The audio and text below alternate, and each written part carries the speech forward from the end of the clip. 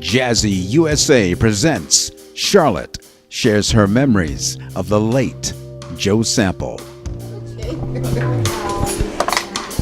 So how exactly did you come to meet and know Mr. Joe Sample? Well, my mother's brother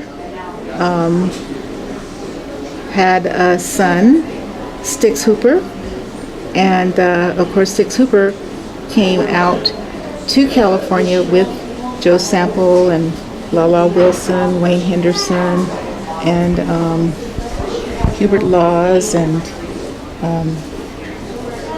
did I say Wayne Henderson? Yeah. I think I got them all, but at any rate, they all decided to leave Texas at the age of around 16 years old and came to California and got into the music business, and it all happened really fast.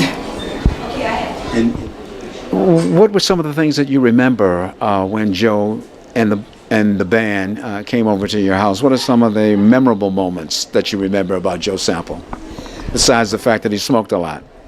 Yeah, he was 16 then, but later on he did smoke quite a bit. Okay. But we got together and had a good time and ate a lot of food, and he played the organ that my parents had bought for my sister. I think that was the first time he ever played an organ.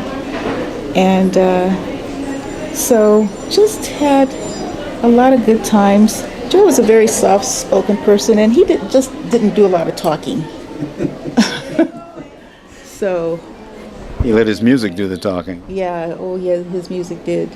Sure, a lot of people have seen him in concert, but very few people have actually had him come to their house and spend time.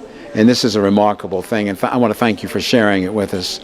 Would you share that incident where you were invited to one of his concerts in New York, and tell us what happened? Well, my sister was living in Wyckoff, New Jersey, and decided to surprise me and take me to the Avery Fisher Hall in New York for a concert. And I didn't know until we got there that it was the Crusaders that were performing.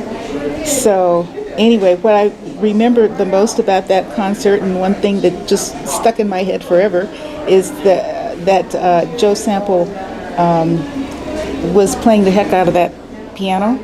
It broke, and they had to bring out another piano. In the middle of the concert? In the middle of the concert, they had to stop and bring another baby grand out for Joe. I just thought that was really funny. What year was that? That was in the 70s. Okay. Yeah. That's when he was smoking. I mean, smoking literally on the music charts, on the jazz charts. Right. His music was all over the map in the 70s. I remember Street Life came out in the 70s, didn't it? Yes. Yeah. He and Randy Crawford really put a message. That's a timeless piece. Oh yeah, it's fabulous. Can you tell us about when you met Randy Crawford? It was at a barbecue at my uncle's house in Los Angeles. My uncle loved people, and he loved to barbecue, and his wife loved to cook, and they just loved having friends and family over. And so my cousin Stix was there, and he introduced me to Randy Crawford, who was there, and of course I had a picture taken with Randy. She was very nice, so that was kind of fun.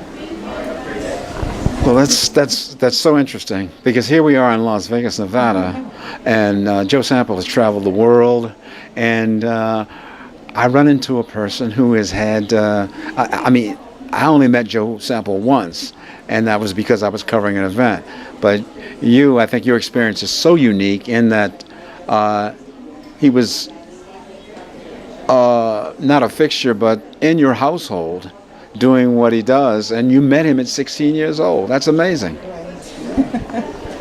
Yeah, they were all 16, about 16. Mm-hmm. Yeah, Wilton, and like I said, Wayne Henderson, Lala Wilson, and it was a great group of guys. I appreciate what you've shared with me, and I hope the people looking at this video will appreciate the fact that you didn't have to do this, that you took time. Actually, I'm at your studio, and you're working and giving me an interview at the same time, so I really appreciate it.